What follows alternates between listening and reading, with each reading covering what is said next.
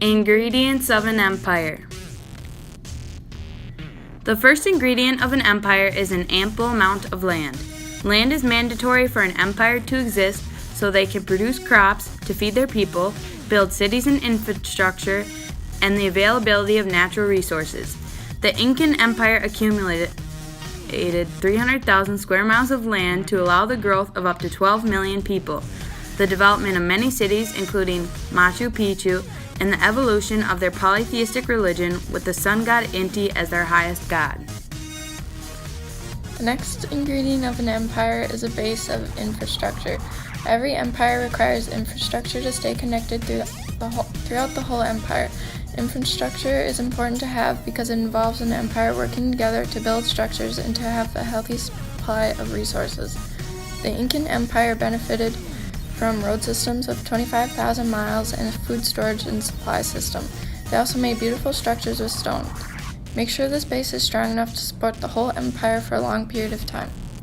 The next step of a healthy empire is a surplus of people.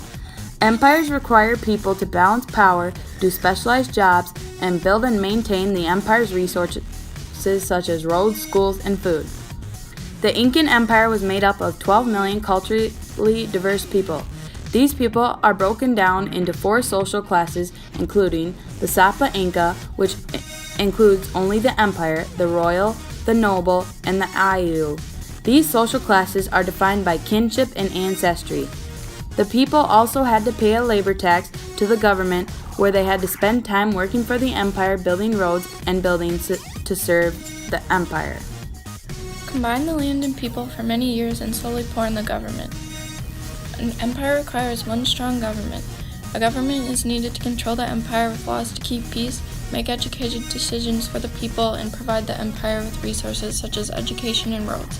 The Incan Empire was ruled by a king called the Inca, and the land was divided into 4 provinces, each having its own leader. The provinces were also broken up into several parts with leaders to easily control and advise the people. The Incan government had a labor tax where the people had to come and work for the government for a period of time, which allowed the construction of roads, important buildings such as food storage. A successful empire requires a dash of strong leaders. A strong, smart leader is a necessity in an empire. A leader who knows what to do in a time of need or emergency and whenever the average civilized person needs guidance.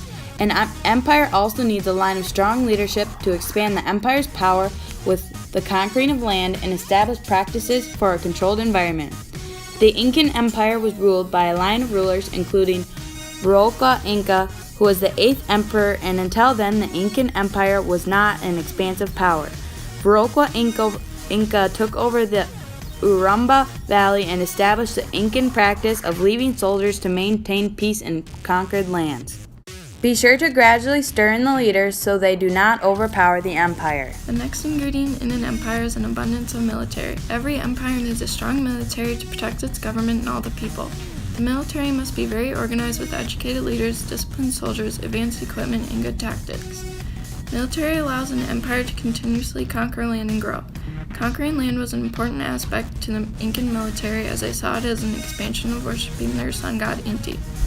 The Incan army consisted of over 100,000 troops of people from the lands they conquered. Some of the people the Inca conquered included the Tunumaraka, the Canti, and the Cayambi. The leaders were from royal blood and the commander-in-chief was the Inca king. The military was successful because of their overwhelming numbers. Add a pinch of education.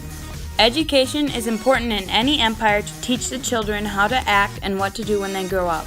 It is also to help them add to the empire in ways such as learning how to do the jobs they need to when they are older. The Incan Empire education included 4 years where they learned different topics. The first year of their school, they were taught the Incan language of Quechua.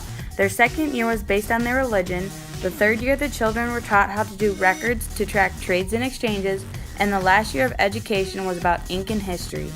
The next ingredient is a handful of culture. An empire requires culture to differentiate between people and other empires. Culture is important because it shows what an empire values specifically, like clothing styles and religion. Culture also showed the art forms they valued and what they saw as beauty. Religion in an empire helps define what the empire believes in and how their way of life should be held. The Incan Empire made very beautiful pottery and cloth. They made gold and silver sculptures and considered gold the sweat of the sun and silver the tears of the moon. The Incas sculpted a gold statue of their sun god, Inti, to show their dedication to him. The Incas' religion was polytheistic with many gods. Their religion involved prayers, fasting, animal sacrifices, and mummification. Now that you have added all the ingredients to your empire, the empire is complete. Be sure not to leave out any of the ingredients because each body part of our Mr. Potato Head represents an exact part of the empire. The plain body of the Mr. Potato Head represents the land. The feet represent the infrastructure or base of the empire. The eyes and arms represent the people. The ears represent the government because the people have to listen to them. The leaders represent the mouth because they tell the rest of the empire what to do. The military is the sword because of the weapons. The hat is education because it is Mr. Potato Head's thinking hat.